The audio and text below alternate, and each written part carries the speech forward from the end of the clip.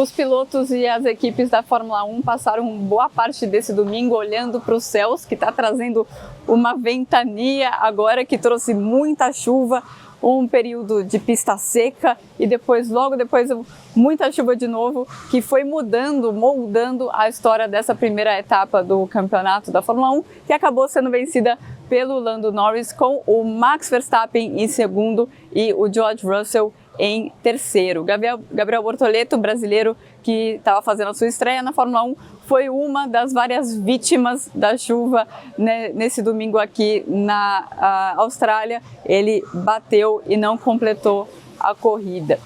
Só 14 carros completaram essa prova. Um outro grande destaque foi o Kimi Antonelli.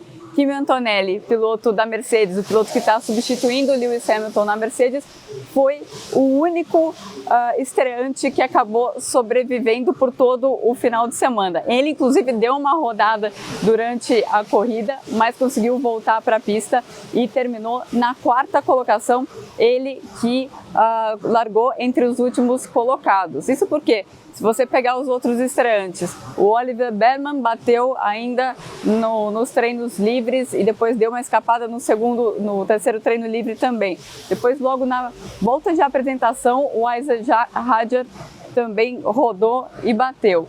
Depois, na primeira volta, o Jack Doohan rodou e bateu. E o Gabriel Bortoleto mais para o final da prova. Então, todo mundo teve muita dificuldade numa corrida que realmente não foi fácil.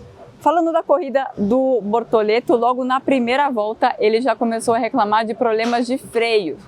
Inicialmente a Sauber falou, não, a gente não está vendo nada, pode seguir, tudo normal, mas ao longo da corrida eu fui acompanhando o rádio do Gabriel Bortoleto, a comunicação dele com o engenheiro. Chega no momento da corrida, o engenheiro fala assim, a gente tem um problema de freio e o que você vai fazer é isso, você precisa lidar com uma configuração no volante, você tem que resetar isso o tempo inteiro, que daí vai voltar o freio ao normal.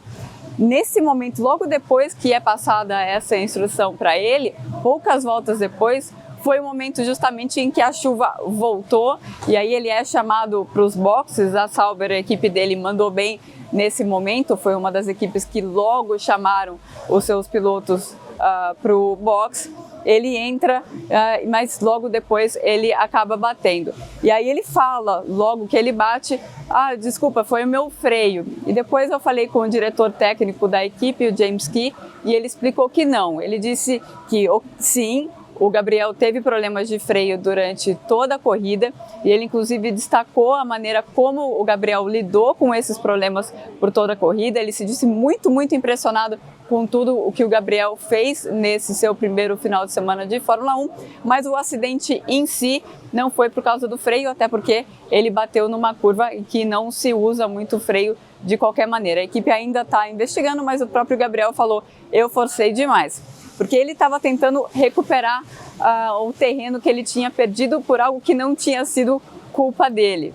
Porque nessa corrida maluca, chega num determinado momento, tá todo mundo, os pilotos tendo que aguentar na pista com um pneu bastante usado, porque os engenheiros estavam olhando para o céu e sabiam que tinha mais chuva vindo e eles não tinham certeza se era para trocar para o pneu de pista seca e já ia ter que trocar direto para o pneu de pista molhada de novo.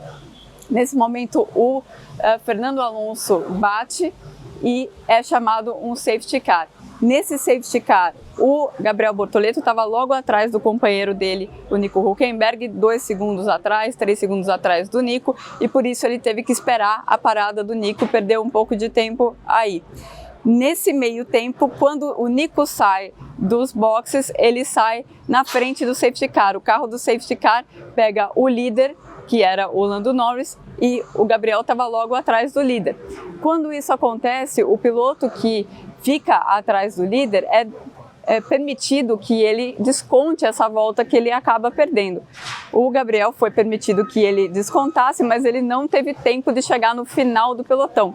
Então, toda essa história aí, ele perdeu 12 segundos e era isso que ele estava tentando recuperar, por isso ele estava forçando bastante e ele deu uma declaração depois de sair do carro que é o seguinte, olha, eu prefiro bater do que ficar sendo controlado pelo carro, passeando na última posição e chegar em último. Prefiro eu bater tentando chegar no meu companheiro lá na frente. Chegou num momento, inclusive, em que o Gabriel perguntou qual que é o meu ritmo em relação ao Nico, e a equipe chegou a sugerir para ele se ele estava pedindo para eles inverterem a posição entre os dois. Ele foi perguntado para ele: se você acha que o Nico está te segurando, a gente pode passar essa mensagem para ele. E ele falou honestamente: não, ele não está me segurando, eu só quero saber se eu estou andando no mesmo ritmo que ele, e estava andando. Então, no final das contas, um abandono, um acidente, mas um final de semana que foi avaliado de maneira positiva pela equipe Sauber. E lá na frente, né? Lá na frente, antes da pancada de chuva que acabou mudando um pouco a cara da corrida, estava o Lando Norris em primeiro, o Oscar Piastri em segundo, os dois muito próximos um do outro, e eles estavam com 20 segundos de vantagem para o Max Verstappen. Então, uma grande discussão que sai dessa prova aqui da Austrália é qual é o tamanho da vantagem da McLaren.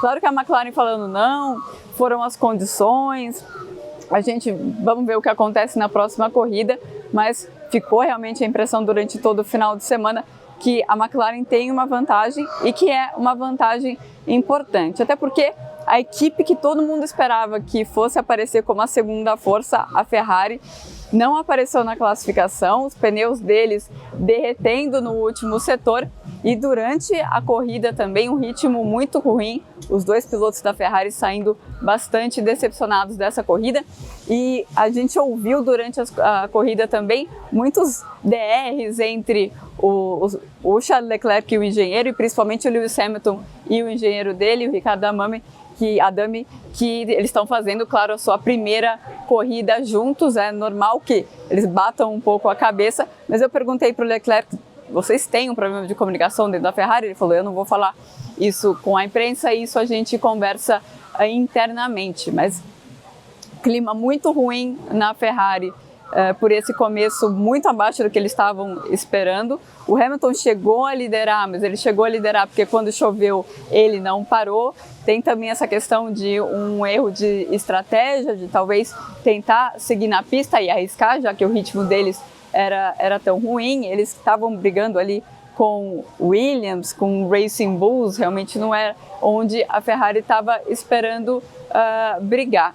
Então, falando em Williams, o quinto colocado da prova foi o Alex Albon, que fez uma excelente corrida, bastante consistente durante toda a prova, e demonstrou que a Williams realmente está um passo à frente ali das outras nessa briga pela segunda parte do pelotão. Então, foi essa a história do GP da Austrália, e mal dá para a gente digerir tudo que aconteceu por aqui, porque a Fórmula 1 já vai para a China, já no próximo final de semana tem a segunda corrida da Fórmula 1 e é uma sprint. Uau.